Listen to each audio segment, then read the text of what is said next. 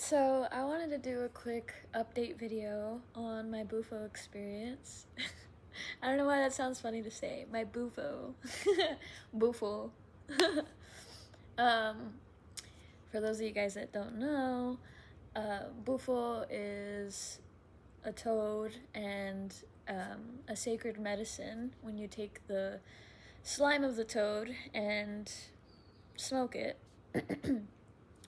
And it has DMT in it, and the trip typically lasts 15 to 20 minutes. I have a video, the one right before this one, called Mushroom is a Teacher, Bufo is a Gift, and that'll be more,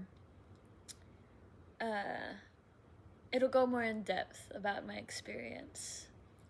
This video, I wanted to talk about the after effects of Bufo, because there are some, and I think it's really important for me to to share, you know, what you're getting yourself into if you're ever planning to do it. So, even though I don't remember a lot of the trip, it comes back to me in waves. Typically when I'm sleeping, when I enter REM sleep, I have weird experiences. The first experience that I had was a nightmare. And in that nightmare, I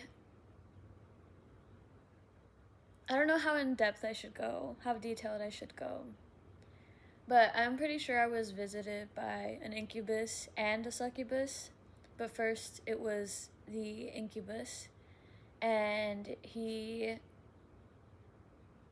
sorry, trigger warning, he was trying to rape me in my dream, and I pushed him with everything that I had, and he was able to go away fairly quickly. But then after that, there was a woman, and she was very beautiful, and she was like pulling me in like under some spell, and I went to her and she kissed me. But when she kissed me, my lips got cut, and I pulled away, and she had glass in her mouth, and she was trying to force me to kiss her. And this is, I feel like it's important to talk about this, because this spirit, or whatever it is, whether it's a manifestation of, you know, my own subconscious fears, or it's a literal spirit, I don't know. But I have dreamt of her multiple times, and this was the first time I ever saw her face. In the past, or the first dream that I had of her, I was behind a curtain, and I heard her heels walking towards me and stop right in front of me, and she was very satisfied with me hiding behind there. She knew I was behind there, but she was okay with me staying there. And then she walked away, and I woke up feeling so cold with fear. I was literally paralyzed.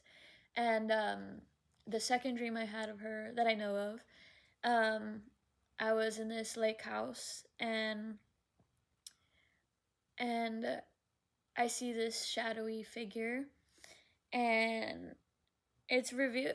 Only am able to see the shadowy figure because the full moon is revealing her behind her, and she had her back towards us, and these long, like, veiny hair, and she was drawing in the person that I was dating at the time, and he looked really, really primal, and like extra muscular, and just like really animalistic. And me and my best friend were safe from her because we were inside the lake house, not outside of the lake house. And I also woke up with a lot of anxiety from that dream. But the dream after the Bufo, the one I was saying where she had glass in her mouth, she was trying to get me to submit, or she she was holding me down by my hips, and she was like rubbing her thumbs on my hips and trying to get me to stay for the pleasure, but she was literally cutting my mouth and trying to force me. And I ended up spitting out blood and glass into her face, pushing her with everything that I had, literally everything, every ounce of strength that I have. And I told her to leave. I screamed at her to leave, and she ended up like I ended up breaking her away from me. And then she left, and I woke up. And this is the first time I woke up without feeling fear, without feeling the anxiety. And I just knew that that was the last time I was going to see her.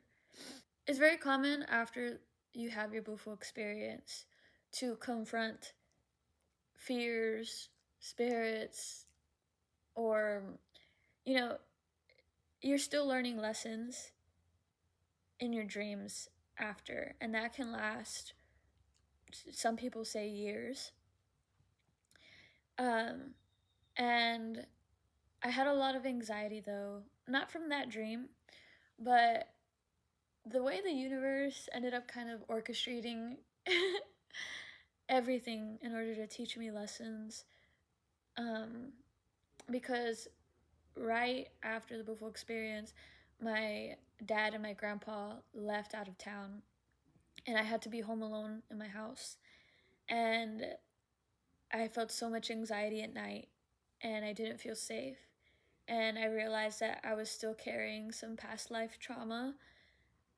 I think I had to take care of myself and be alone a lot in the past, and in past lives. And that fear I still carry that fear, and I had to confront that fear. And I figured out ways to ease my anxiety. I have this friend, God kind of put him in my life at the perfect time because he genuinely understands what I'm going through, and he's had psychedelic experiences, and I think he's also anointed. That's the best way I could put it. I can't say chosen. I don't, because everybody's chosen. It's just there's certain people, that come here with certain missions and carry a heavier load than other people. And he's one of them. So he really understands what I carry and have to go through. And he told me to listen to Psalm 91. And I did. And it was very helpful. And it just reaffirmed to me that I'm safe, that I'm okay, that everything is fine, and there's nothing to fear. And I have all the power. That's why that spirit, she was so mad that I wasn't hiding anymore. Because she knows I'm more powerful than she is. And she knows she has no control over me unless I give it to her. And I'm no longer submitting. I'm no longer gonna dim my light. But yeah. So yes, you do go through anxiety after, but you just have to ride the wave and really try to think about what the universe, God, is trying to teach you about yourself and about how to move forward. So another thing that I've experienced when I get into REM sleep, the trip comes back to me. I just recently had the most intense reactivation since I took the Bufo on Saturday. Today is Thursday. And last night I heard the frequencies. I heard a high-pitched frequency on my left ear, or my left side. It wasn't really my ear, it was very internal. Excuse me. And then on my right side, I heard a low frequency, and I feel like it was mostly my right side, but I was feeling this pressure, but it was like tingling at the same, like it was like the pressure was like this. I don't know how to explain it. It was like that, and I was very small, and I was floating into these geometric shapes that were forming in my vision, and my eyes were closed, but it looked like the geometric shapes were being formed by these, like, you know, when you look at light, when you look at the sun, you close your eyes and you see those like colors. That's what was forming the geometric shape. So it was all black, it was pitch black, but I was seeing those shapes in color spots, and I was floating into them. I think that's why this was the most intense reactivation, because I wasn't fighting it anymore. I wasn't fearing it anymore. I was leaning into it. I was moving forward. And then I woke up. And then I was trying to get back into it. And I kind of did. Like I would sleep, and it would like start to creep up again, but then it would fade really quickly, because I was like, as time was going on, like I was getting out of that state. Hold on. I wouldn't really have any moments of reactivation when I was awake. I would just get this like random, sudden sense of awareness, and colors look brighter sometimes, but it would fade. And oh, I forgot to mention that what helped my anxiety, because I was feeling a lot of anxiety for some reason, like just being by myself, and I was feeling really scared of the reactivations, and I felt called to smoke weed, but then I was reading other people's experiences of smoking weed after Bufo, and they said that they regretted it, and their anxiety got worse, or there's different opinions. And for me, when I smoked, it helped with the anxiety that I was feeling, and I no longer feel anxiety. Like, it completely stopped. Like, I think that's why I was able to lean into it. I no longer am afraid. I don't know. I'm just big chillin' right now. I am focused on what I need to do, focus on moving forward. I'm really excited to go to sleep now. It was scary at first, but now it's fun. And I think that God, or the universe, consciousness, whatever the fuck it is, I think they're trying to get me used to it, because I'm pretty sure it's my path to guide people through these sorts of experiences. I've done a lot of mushrooms. I've done LSD, although I wouldn't recommend that, but I do want to be there for people who do have experiences and need somebody to talk to. I have done Bufo once, but I think I'm going to do that as much as possible. Oh, something that I didn't talk about. Oh, I completely forgot. So the day after I had the Bufo experience, I had a splitting headache, and it was like really worrying me.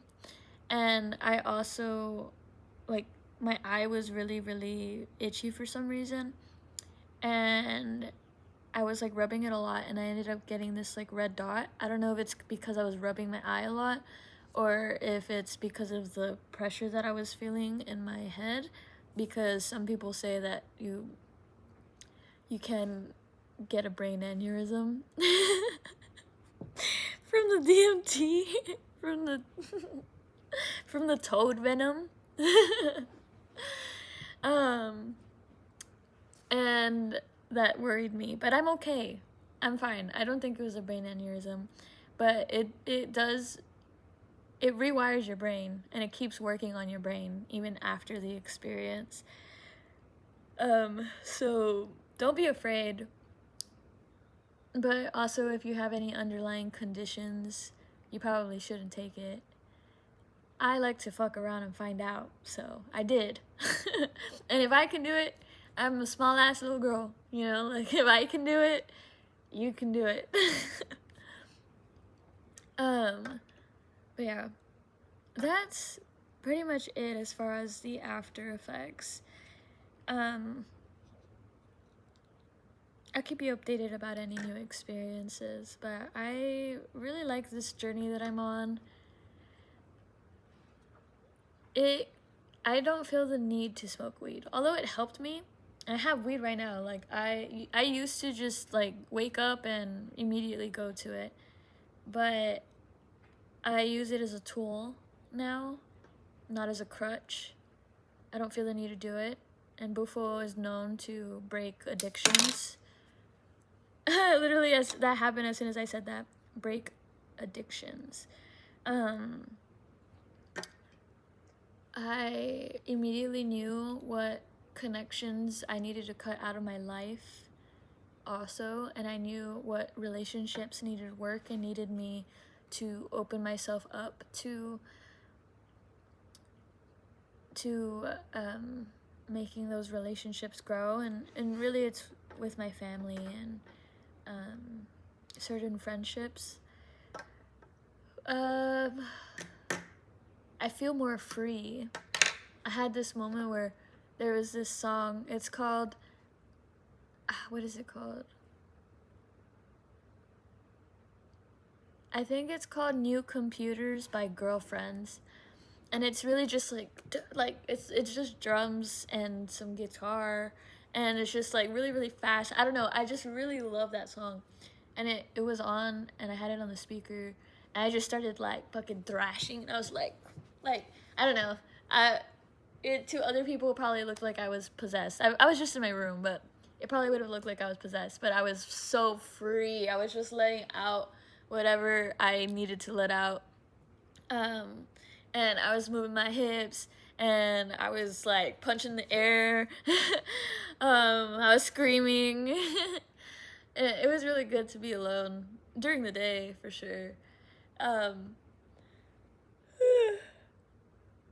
Yeah. I'm forever changed.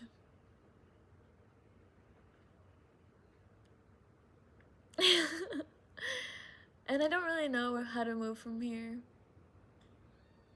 I'm just doing what brings me joy and what I feel called to do in the moment. And I'm not worried so much about the future anymore. I know I'm gonna get to Thailand one day. I'm not gonna put a timer on myself.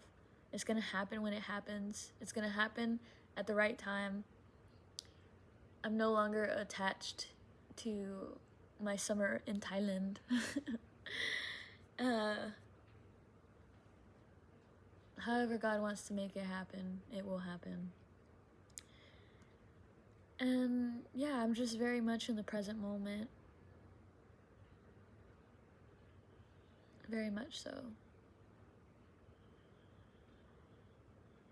I love this. I love myself even more. I love the people in my life even more. Yeah. I feel great. I feel so good. But yeah, okay. I'm gonna end this video now. Thank you for watching. I love you so, so, so much. And if you want to talk about your psychedelic experiences, if you need, you know, some guidance or just somebody to listen or somebody who understands, I'm here for you. I am here for you. I'm gonna make sure that I'm here for you, because I know that when I went through those experiences alone, all I wanted was somebody that understood to talk to, you know? And so I want to be here for you. So reach out if you need to. Okay. I love you. Thank you for watching. Have a great day. Goodbye.